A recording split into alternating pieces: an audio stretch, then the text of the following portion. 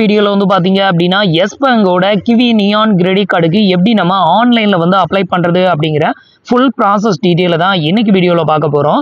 இந்த ஒரு கிரெடிட் கார்டை பொறுத்தவரையிலும் உங்களுக்கு எந்த ஒரு ஜாயினிங் ஃபீ ரெனிவல் ஃபீ அப்படின்னு சொல்லிட்டு எதுவுமே கிடையாது. இது வந்து ஒரு life time free credit card தான். இதுல வந்து பாத்தீங்க அப்படின்னா நியான் அப்படிங்கிற ஒரு சப்ஸ்கிரிப்ஷன் நீங்க எடுத்தீங்க அப்படின்னா மட்டும்தான் உங்களுக்கு ₹999 வந்து சார்ஜஸ் வந்து பண்ணுவாங்க. நீங்க வந்துட்டு அந்த ஒரு நியான் சப்ஸ்கிரிப்ஷன் எடுக்காம இந்த கிரெடிட் கார்டுக்கு மட்டும் நீங்க அப்ளை பண்ணி வாங்குனீங்க அப்படின்னா உங்களுக்கு லைஃப் டைம் ஃப்ரீ கிரெடிட் கார்டாவே இந்த கிரெடிட் கார்டு வந்து கிடைச்சிரும். ஸோ இந்த கிரெடிட் கார்டை ப்ரொவைட் பண்ணக்கூடிய பேங்க் வந்து பாத்தீங்கன்னா எஸ் பேங்க் தான் ப்ரொவைட் பண்ணுது. இந்த கிரெடிட் கார்டு உங்களுக்கு ரூபே டைப்ல ப்ரொவைட் பண்றதுனால நீங்க கூகுள் பே, போன்பே, பேடிஎம் இது மாதிரி எல்லா விதமான யூபிஐ அப்ளிகேஷன்ஸ்ல லிங்க் பண்ணி நீங்க வந்து பேமெண்ட்டும் வந்து பண்ணிக்க முடியும். இப்போ வந்து எப்படி நம்ம இந்த கிரெடிட் கார்டுக்கு அப்ளை பண்றது அப்படிங்கறத ஸ்டெப் பை ஸ்டெப் வந்து பார்க்கலாம். அதுக்கு முன்னாடி நீங்க இது மாதிரியான கிரெடிட் கார்டு ஆஃபர் பத்தின டீடைலை தெரிஞ்சுக்க மறக்காம நம்மளோட சேனலுக்கு சப்ஸ்கிரைப் பண்ணிக்கோங்க. கூடவே வர பெல் ஐகான்ஸ்ல ஆல் அப்படிங்கறத கிளிக் பண்ணி வச்சிட்டீங்க அப்படின்னா நம்ம சேனல்ல வரக்கூடிய எல்லா வீடியோஸையும் மிஸ் பண்ணாம பார்க்கலாம். கீழே டிஸ்கிரிப்ஷன்ல வந்து இந்த ஒரு கிரெடிட் கார்டுக்கு அப்ளை பண்றதுக்கான லிங்க் வந்து கொடுத்திருக்கேன். இது தவிர இன்னும் நிறைய கிரெடிட் கார்டுக்கு அப்ளை பண்றதுக்கான லிங்க்குமே வந்து கொடுத்திருக்கேன். உங்களுக்கு எது ஒருத்தன்னு தோணுதோ அதை வந்து ட்ரை பண்ணி பாருங்க. இந்த கிரெடிட் கார்டுக்கு நீங்க அப்ளை பண்ணணும் அப்படின்னு நினைச்சீங்கன்னா ஃபர்ஸ்ட் கீழே டிஸ்கிரிப்ஷன்ல கொடுத்திருக்க லிங்க் வந்து கிளிக் பண்ணிக்கோங்க. கிளிக் பண்ணீங்கன்னா உங்களுக்கு இந்த அப்ளிகேஷனை வந்து டவுன்லோட் பண்ண சொல்லும். அதை வந்து டவுன்லோட் பண்ணிக்கோங்க. இல்ல வெப்சைட் மூலமா அப்ளை பண்ணணும் அப்படின்னு நினைச்சாலும் நீங்க வந்து அப்ளை பண்ணிக்கலாம். ஸோ இப்போ வந்து பாத்தீங்கன்னா இதுல வந்து உங்களுக்கு லைஃப் டைம் ஃப்ரீ ஆஃபர் வந்து கொடுத்திருக்காங்க. இதுல அப்ளை நவ் அப்படிங்கிற ஆப்ஷனை வந்து கிளிக் பண்ணிக்கோங்க. அடுத்தது வந்து பாத்தீங்கன்னா உங்களோட கரண்ட் அட்ரஸோட பின்கோடு நம்பர் கேட்கும். அதை வந்து என்டர் பண்ணிக்கோங்க.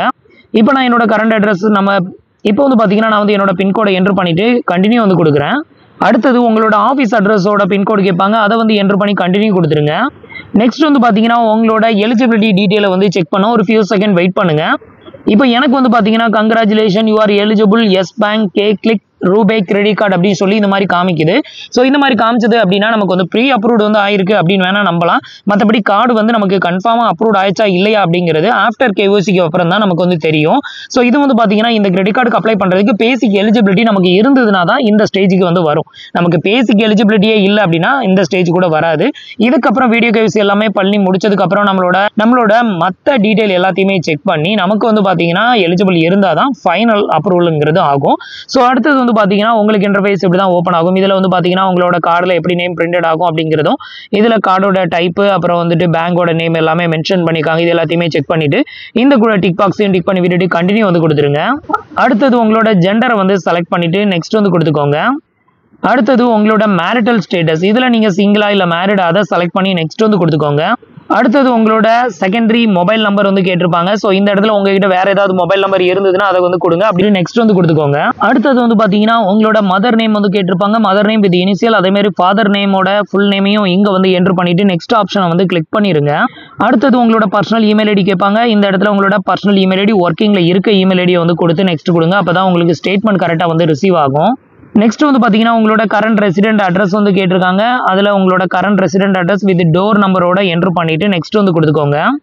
இப்போ நான் எனக்கான அட்ரஸ் டீடைல் எல்லாத்தையுமே நான் வந்து ஃபில் பண்ணிட்டு இப்போ வந்து நெக்ஸ்ட் வந்து கொடுக்குறேன். இப்போ உங்களோட அட்ரஸை வந்து இங்க வந்து ஷோ பண்ணும். ஸோ இதை வந்து செக் பண்ணிட்டு கன்ஃபார்ம் வந்து கொடுத்துக்கோங்க. இதுல ஏதாவது எடிட் பண்ணணும் அப்படின்னா இந்த எடிட் ஆப்ஷனை கிளிக் பண்ணி நீங்க மறுபடி ரீமாடிஃபை வந்து பண்ணிக்கலாம். அடுத்தது வந்து பாத்தீங்கன்னா நீங்க இப்போ என்டர் பண்ண அந்த கரண்ட் அட்ரஸ்ல இருக்கக்கூடிய வீடு வந்து ரெண்டலா ஓன் ஹவுஸா இல்ல ரெண்டல் வித் பேரண்டா இல்ல கம்பெனி ப்ரொவைட் பண்ணுதா அதை வந்து நீங்க செலக்ட் பண்ணணும். இப்போ நான் வந்து ரெண்டலுக்கு தான் இருக்கேன். ஸோ அதனால ரெண்டட் அப்படிங்கிறத கிளிக் பண்ணி நெக்ஸ்ட் கொடுக்குறேன். அடுத்தது உங்களோட எம்ப்ளாய்மெண்ட் டைப் வந்து கேட்டிருப்பாங்க. இந்த இடத்துல வந்துட்டு நீங்க சேலரிடுனா எம்ப்ளாயி அப்படிங்கிறத செலக்ட் பண்ணிக்கோங்க. நீங்க ஓன் பிசினஸ் இல்ல செல்ஃப் எம்ப்ளாயி அப்படின்னா இந்த இடத்துல ஓன் பிசினஸ் அப்படின்னு வந்து கொடுத்துருக்காங்களா இந்த ஆப்ஷனை வந்து கிளிக் பண்ணிக்கோங்க. நான் இப்போ வந்துட்டு எம்ப்ளாயி அப்படிங்கிறத கிளிக் பண்ணிட்டு நெக்ஸ்ட் வந்து கொடுக்குறேன். அடுத்தது உங்களோட கம்பெனி நேம் வந்து கேட்டிருக்காங்க. அதை வந்து என்டர் பண்ணி நெக்ஸ்ட் கொடுத்துக்கோங்க. அடுத்தது வந்து பாத்தீங்கன்னா உங்களோட ஆஃபீஸ் அட்ரஸ் வந்து கேட்டிருக்காங்க. இதுல உங்களோட கம்பெனி அட்ரஸ் டீடைல் வித் பின்கோடோட என்டர் பண்ணி நெக்ஸ்ட் வந்து கொடுத்துக்கோங்க. இப்போ நீங்க என்டர் பண்ண அந்த ஆஃபீஸ் அட்ரஸ் டீடைல் இங்க வந்து ஷோ பண்ணும். இதை வந்து செக் பண்ணிட்டு கரெக்டா இருந்ததுன்னா கன்ஃபார்ம் வந்து கொடுத்துருங்க. அடுத்தது வந்து பாத்தீங்கன்னா உங்களோட ஆனுவல் இன்கம் வந்து கேட்டிருக்காங்க. நீங்க இப்போ ஒர்க் பண்ற கம்பெனில நீங்க வாங்கக்கூடிய சேலரியை ஒரு வருஷத்துக்கு கால்குலேட்டட் வந்து பண்ணும்போது குறைஞ்சபட்சம் வந்து பாத்தீங்கன்னா 1,80,000 ரூபாய்க்கு மேல இருக்கிற மாதிரி என்டர் பண்ண சொல்லியிருக்காங்க. ஸோ அதுக்கு மேல இருக்கிற மாதிரி என்டர் பண்ணுங்க. அப்பதான் அப்ரூவ் ஆகும். ஸோ அதுக்கு கீழே இருந்ததுன்னா நீங்க ட்ரை பண்ணாதீங்க. உங்களுக்கு வந்து கார்டு மோஸ்ட்லி வந்து அப்ரூவ் ஆகாது. இப்போ நான் வந்து பாத்தீங்கன்னா என்னோட ஆனுவல் இன்கம் வந்து எவ்வளோ அப்படிங்கிறத என்டர் பண்ணிட்டு இப்போ வந்து நெக்ஸ்ட் வந்து கொடுக்குறேன். அடுத்தது உங்களோட கம்பெனில உங்களோட டெஸ்டினேஷன் என்ன, நீங்க அட்மினா இருக்கலாம், மேனேஜரா இருக்கலாம், இல்ல சூப்பர்வைசரா இருக்கலாம், இல்ல டெக்னீஷியனா இருக்கலாம். ஸோ அந்த கேட்டகரியை செலக்ட் பண்ணி நெக்ஸ்ட் வந்து கொடுத்துக்கோங்க. அடுத்தது உங்களோட டோட்டல் எக்ஸ்பீரியன்ஸ் வந்து கேட்டிருக்காங்க. உங்களோட டோட்டல் எக்ஸ்பீரியன்ஸை வந்து இங்க நம்பர்ல செலக்ட் பண்ணிக்கோங்க. இப்போ நான் ஒர்க் பண்ற கம்பெனில என்னோட டோட்டல் எக்ஸ்பீரியன்ஸ் 5 இயர்ஸ். ஸோ அதை வந்து செலக்ட் பண்ணி நெக்ஸ்ட் வந்து கொடுக்குறேன். அடுத்தது நீங்கள் என்டர் பண்ண அந்த கம்பெனி வந்து பிரைவேட் லிமிடெடா, கவர்மெண்டா, பப்ளிக்கா, இல்லை வந்து எம்என்சியா, ட்ரஸ்டா, இல்லை எம்என்சியா, இதை வந்து கேட்டிருக்காங்க. இதில் நீங்கள் ஒர்க் பண்ணுற கம்பெனியோட டைப் வந்து செலக்ட் பண்ணி நெக்ஸ்ட் வந்து கொடுத்துக்கோங்க. இப்போ நான் ஒர்க் பண்ணுற கம்பெனி பிரைவேட் லிமிடெட் அப்படிங்கிறத செலக்ட் பண்ணி நெக்ஸ்ட் வந்து கொடுக்குறேன். அடுத்தது வந்து பார்த்தீங்கன்னா இதில் வந்து சம் கேட்டகரி வந்து கொடுத்துருப்பாங்க. உங்களோட இண்டஸ்ட்ரி வந்து எந்த மாதிரியான கேட்டகரியில் வரும் அப்படிங்கிறத இங்கே வந்து நீங்கள் செலக்ட் பண்ணிக்கோங்க. எந்த கேட்டகரிஸ் ஆஃப் இண்டஸ்ட்ரியில் ஒர்க் பண்ணுறீங்களோ அந்த கேட்டகரியை செலக்ட் பண்ணிடுங்க.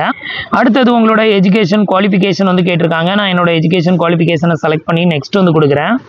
அடுத்தது வந்து பார்த்தீங்கன்னா இது வரைக்கும் நீங்கள் ஃபில் பண்ண எல்லா டீட்டெயிலுமே இங்கே வந்து ஓவராலாக ஷோ பண்ணுவாங்க. இது எல்லாத்தையுமே செக் பண்ணிவிட்டு கீழே வந்து பார்த்தீங்கன்னா ஒரு 4 டிக் பாக்ஸ் வந்து கொடுத்துருக்காங்க. இந்த 4 டிக் பாக்ஸ்லையும் டிக் பண்ணி விட்டுட்டு சப்மிட் வித் ஓடிபி வந்து கொடுத்துருங்க. இப்போ நான் எனக்கான டிக் பாக்ஸ் எல்லாத்தையும் டிக் பண்ணி விட்டுட்டு சப்மிட் வித் ஓடிபி கொடுக்குறேன். இப்போ உங்களோட மொபைல் நம்பருக்கு ஒரு 1 டைம் பாஸ்வேர்ட் சென்ட் பண்ணுவாங்க. அதை என்டர் பண்ணி சப்மிட் வந்து கொடுத்துருங்க. அடுத்தது வந்து பார்த்தீங்கன்னா நம்மளுக்கான ஆதார் KYC வந்து கம்ப்ளீட் பண்ணணும். ஸோ இதே பேஜில் கீழே ஸ்க்ரோல் பண்ணிங்கன்னா கண்டினியூ வித் ஆதார் வெரிஃபிகேஷன் அப்படின்னு இருக்கும். இதை வந்து கிளிக் பண்ணிக்கோங்க.